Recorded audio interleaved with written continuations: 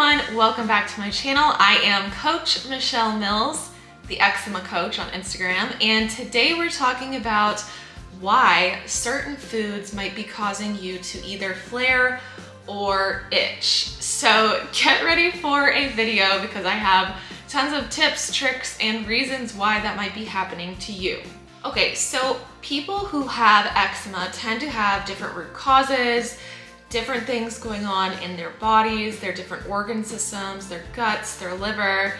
And so because of that, we kind of have to break things down into sections. So the very first thing we're going to talk about is pseudo allergies.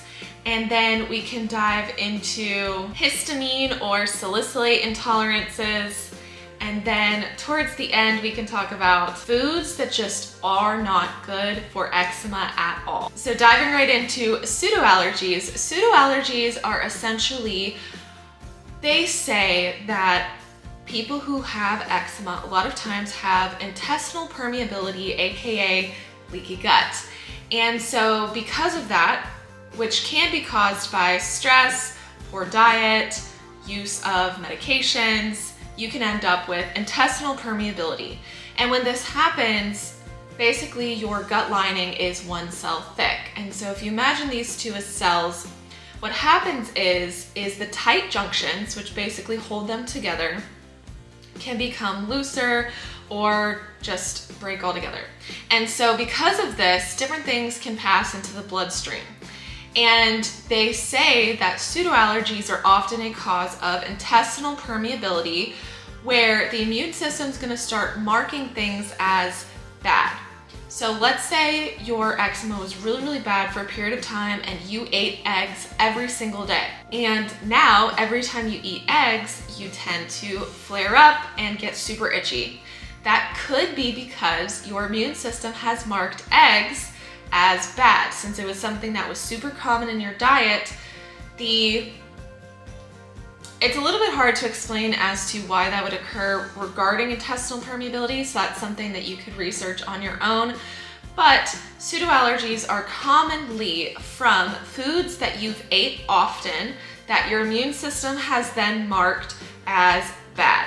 So then, because eczema is related to an overactive immune system, every time you're gonna eat that food that you have a pseudoallergy to, you're gonna have a flare and you're going to get itchy. So if you've ever tried an elimination diet or tried a diet and you're like, everyone seems to be eating celery for eczema, but every time I eat it, I flare. That might be because you have a pseudo allergy. Now, when you go and get a blood test for allergies, the IgG and IgE tend to be more of pseudo allergies. These aren't true allergies and they can be reversed with time. So when people ask me, are allergies the root cause of eczema? The answer is no, they're not the reason why you have eczema. Allergies and eczema are both symptoms of a different issue. Now diving into salicylates or histamine intolerances. There are two things at play here. I used to think that they were very similar, but in fact, they're quite different. So they say that the leading cause of histamine intolerance is low production of DAO enzyme. This is a kidney enzyme, and that actually helps your body get rid of histamines and flush them out of your system. A lot of people with TSW struggle with a histamine intolerance, but anybody with eczema can have a histamine intolerance.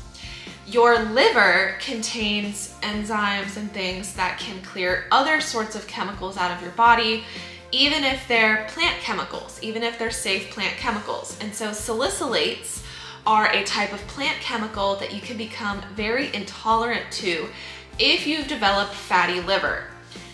Non-alcoholic fatty liver can be pretty common for people with eczema, and essentially it is how it sounds. It's fatty liver. The liver becomes a storage area of fat. It's super complicated and I'm not going to dive into that in this video, but a salicylate intolerance is from a fatty liver, and milk thistle tends to be really helpful for this.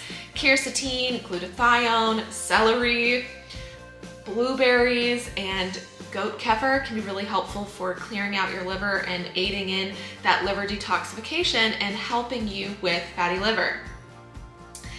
To increase your DAO enzyme production, you can take beef kidney supplements. They're supposed to increase the production of DAO.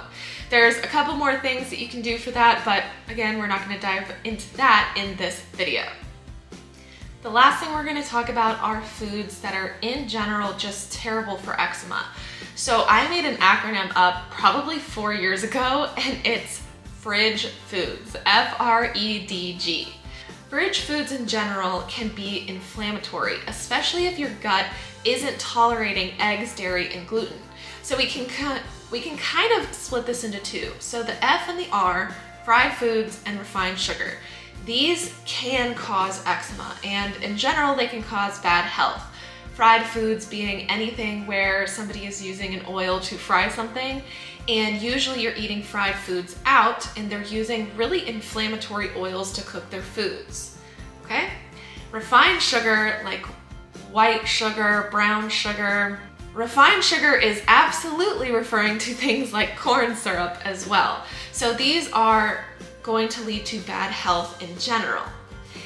When it comes to eggs, dairy, and gluten, I want people to eliminate these at least for a short period of time so that they can see whether their gut is able to handle them and if they can heal their gut enough to then add them back in. So for example, I now eat organic sourdough bread, I eat organic pasture-raised eggs, I eat goat and sheep dairy.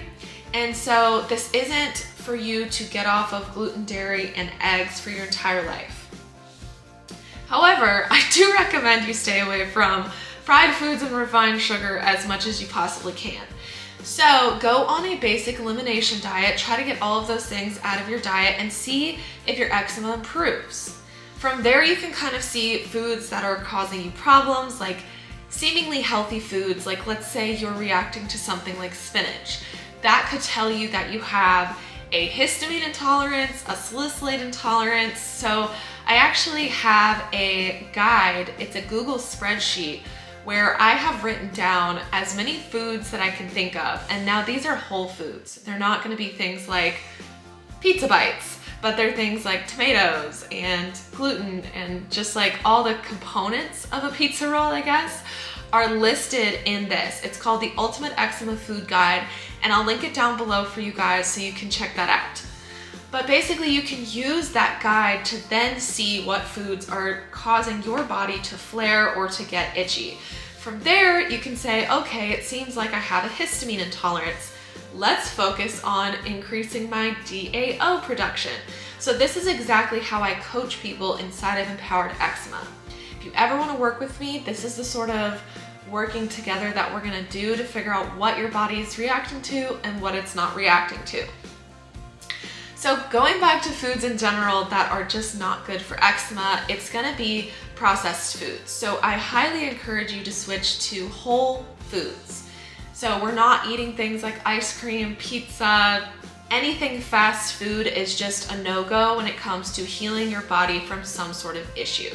So I hope this video helps you guys out a lot, and I wanted to let you know that October 1st of 2022 is when I'm going to be launching Empowered Eczema again. It's my 12-week long program where I personally coach you through figuring out your root cause, understanding why foods are making you itchy or making you flare, giving you a protocol to follow so that you can heal your body and heal from all those things, and then teach you how to add foods back into your diet in moderation.